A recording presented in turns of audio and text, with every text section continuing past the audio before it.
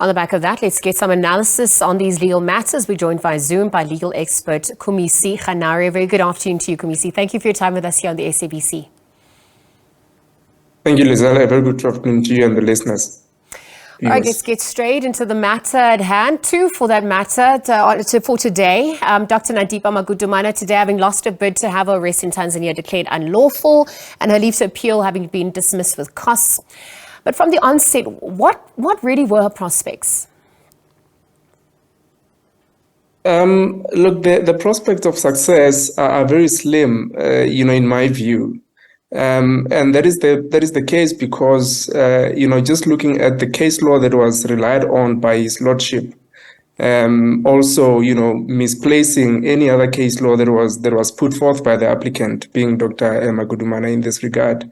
Prospects of success, I would agree, look very slim, and mainly because also in her papers, you will note that one of the issues she is arguing, it's a constitutional issue, which His Lordship indicates that, look, it only came at your, at reply stage. And even so, you did not even amend your notice of motion to deal with constitutionality. You have come to me to deal with issues of conduct that relate to, the South African police insofar as the arrest is concerned, so that, their conduct can be declared unlawful and wrongful. On the back of those sentiments, the Department of Home Affairs also insisting that the process followed to bring Dr. Nandipha Magudumana back to the country was proper. The department also having withdrew from cross-appealing the outcome of the Free State High Court. And I wonder if this had any impact on the outcome that we've seen. Yeah, sure. And I mean, also mainly, which is something that is very, very important also, that over and above what happened, it's undisputed and common cause that Dr. Nandipha indicated that, she really wants to go back home, back to her children in South Africa. That also played a very, big part in addressing the issues that she brought in her application. So at this point, as we assessed the prospects of her success from the onset, in your opinion, and looking at the way ahead, what are the other legal options available to Dr. Nandipha at this point? Is bail an option for her as well? Look, certainly there's quite a number of, avenues she may still explore. From here, she can, still petition the Supreme Court of Appeal. Or even approach the Constitutional Court directly. That's if, she's able to convince them that, this is a constitutional, issue they would have to have a look into. Bail still stands as an option for her also whenever she decides, because remember, this is one of the things that she has always been asked if she would want to do it, and she has consistently been putting it aside for when we don't know.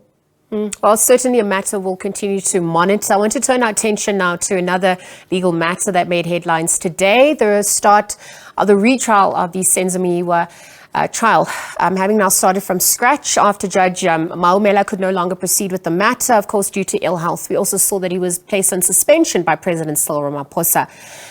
And I wonder at this point, given that justice delayed is justice denied, the right to a speedy trial are guaranteed in Section 35(3).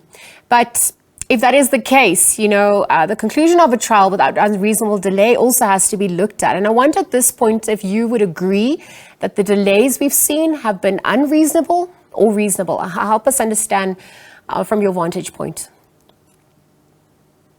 Yes, look, relying on what, everyone has seen yesterday and today, you would agree with me that, the case may have taken some time to get to where we are now, only for it to be, restarted afresh, if you may.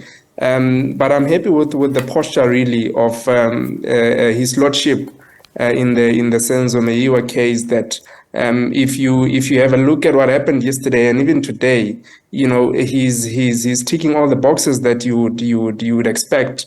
A judge who is independent, who really deals with issues that might interfere with the matter being resolved speedily. He has done a very sterling job at that.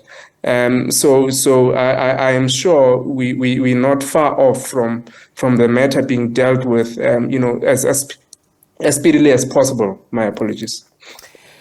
Given the sequencing of events in the previous trial, I wonder, because this case is now obviously also starting from scratch, why not then stick to the sequence of witnesses? Why not call in the first witness as opposed to Zandi, who's now become the first witness this time around? Help us also understand those dynamics. Yeah, sure. I mean, this is a new case, and we do not necessarily have to follow what happened previously. If anything, the entire process that happened before this one has to be ignored. But you will agree with me that from the pre-trial conference that took place, it has become very clear that there's quite a number of issues that have been dealt with within a space of a day or two that will make sure that we get to the real issues very quickly. Even going through the admissions that were read into the record today, you can see that the defense and the state, have agreed on a number of issues that are not in dispute.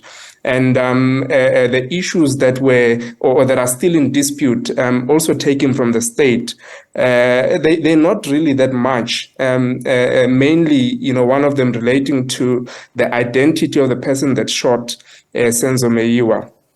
And other issues that will have to be dealt with, and the list of witnesses, from ballistic to photographers and cell phone analysts. It looks like they have got their case in order, and that will also assist a lot in dealing with it, speedily.